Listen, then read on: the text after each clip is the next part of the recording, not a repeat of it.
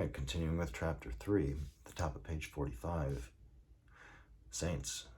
Saints, on the contrary, are neither double-minded nor half-hearted, but single and, however great their intellectual gifts, profoundly simple. Their focus is to the supreme, more than human one-pointedness that is the very being of those souls who consciously and consistently pursue man's final end, the knowledge of eternal reality. The Buddha was asked about this, right? And declined to make any statement in regard to the ultimate divine reality. All he would talk about was nirvana, which is the name of the experience that comes to the totally selfless and one-pointed. To this same experience, others have given the name of union with Brahman, with El-Haq, with the immanent and transcendent Godhead. The Bhagavad Gita would like to illuminate us on this. When a man lacks discrimination, his will wanders in all directions after innumerable aims. Those who lack discrimination may quote the letter of the scripture, but they are really denying its inner truth.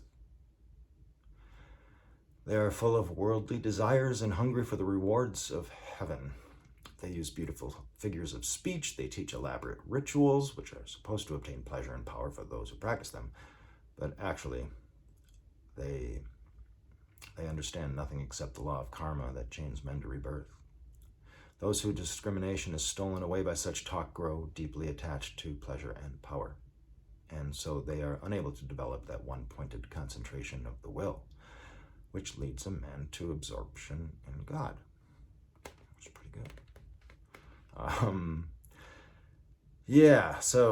The saints, however, commanding their talents and whatever the nature of their professional activities, are all incessantly preoccupied with only one subject, monomaniac. Monomaniac? Spiritual reality, and the means by which they and their fellows can come to the unitive knowledge of that reality. And as for their actions, these are as monotonously uniform as their thoughts, for in all circumstances they behave selflessly, patiently, and with indefatigable charity.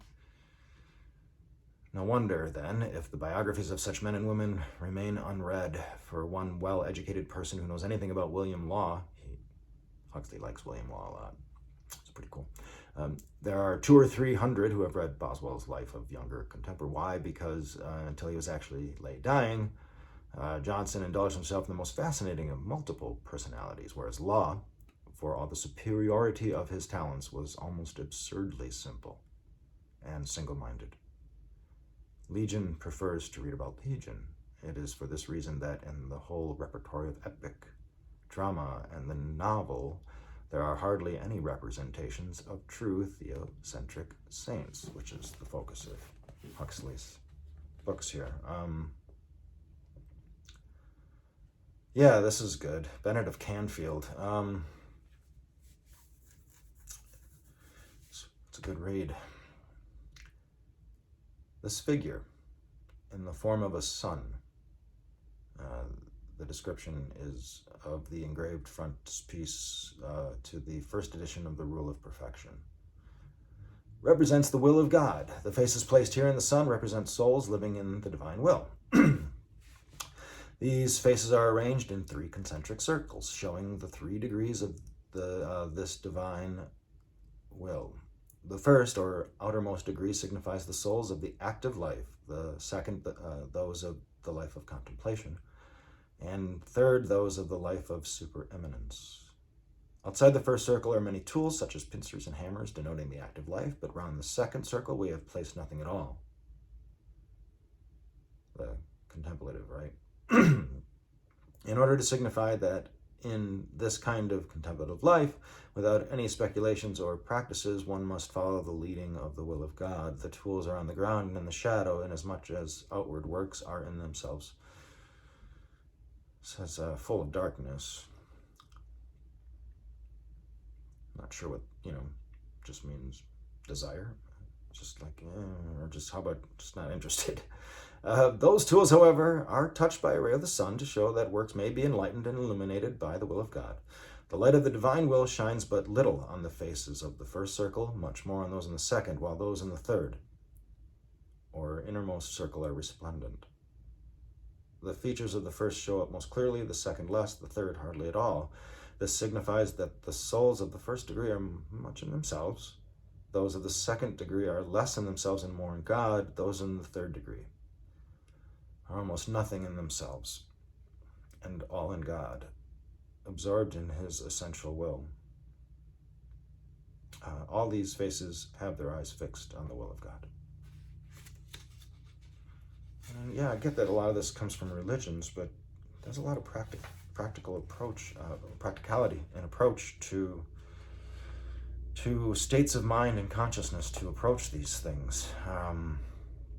So again, to the saint, right?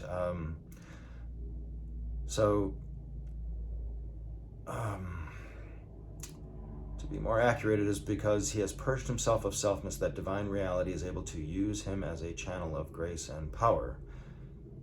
One of the Christian statements is, I live, yet not I, but Christ, the eternal Logos, liveth in me. True of the saint, this must be a fortiori, to be utmost priority, right? To be true of the avatar or incarnation of God. If insofar he was a saint, as St. Paul was not I, then certainly Christ was not I.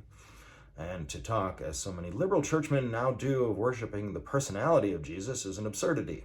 For obviously, had Jesus remained content merely to have a personality, like the rest of us, he would never have exercised the kind of influence which he did. That's true. And it would never have occurred to anyone to regard him as the divine incarnation and to identify him with the Logos. That he came to be thought of as the Christ was due to the fact that he had passed beyond selfness and had become the bodily and mentally conduit through which a more than personal supernatural life flowed down into the world. Souls which have come to the unitive knowledge of God are almost nothing in themselves and all in God. To these people, right? Let's go top of page 49, middle here. The biography of a saint or avatar is valuable only insofar as it throws light upon the means by which, in the circumstances of a particular human life, the I was purged away so as to make room for the divine not I.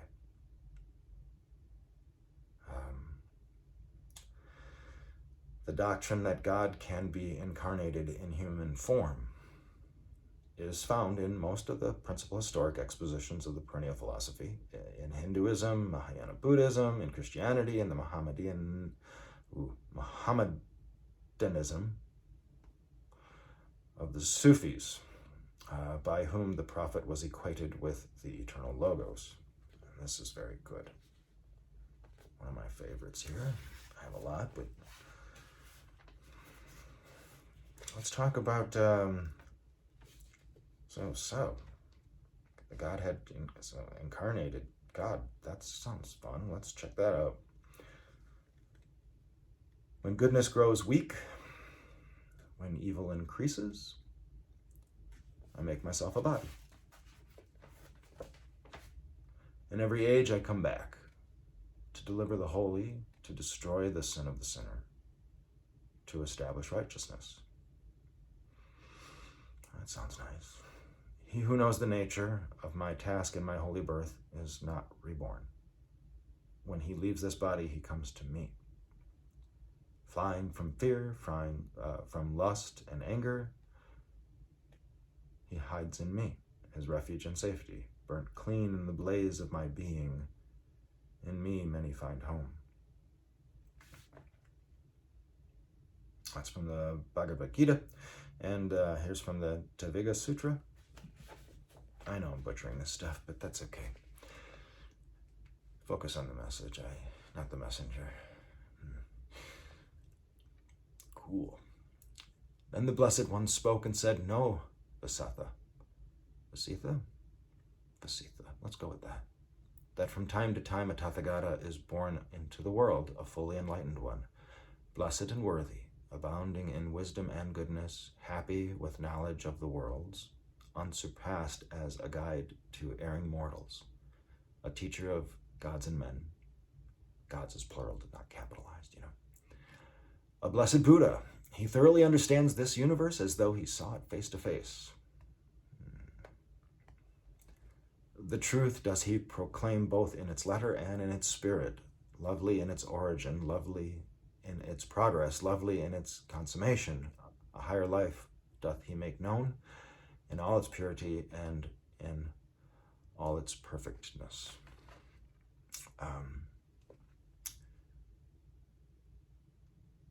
Middle of page 51.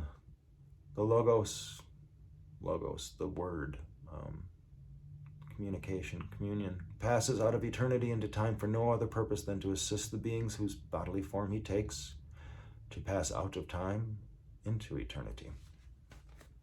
So we're getting sent some help. That's good. Like that.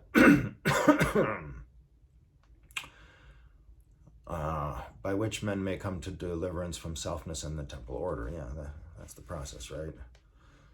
So, what should religion be or not be? A lot of religious stuff. There's a lot of good writings, good messages, and the purpose is processes forever to unfold.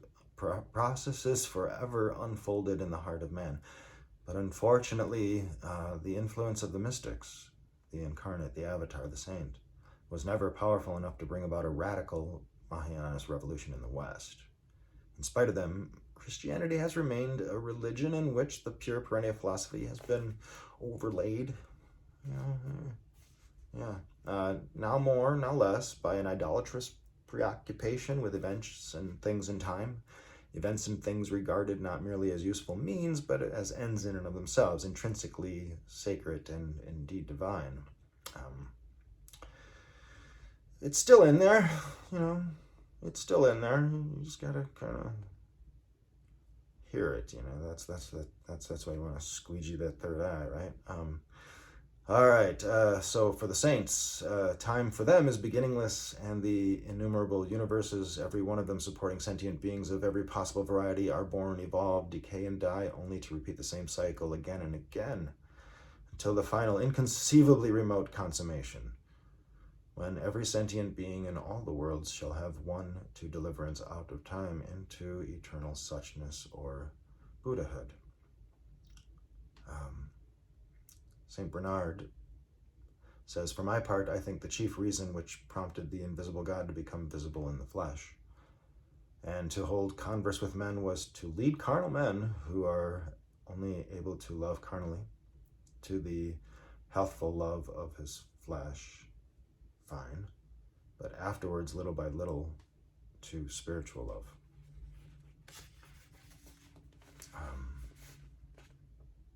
Maybe we should pause here just a little bit more.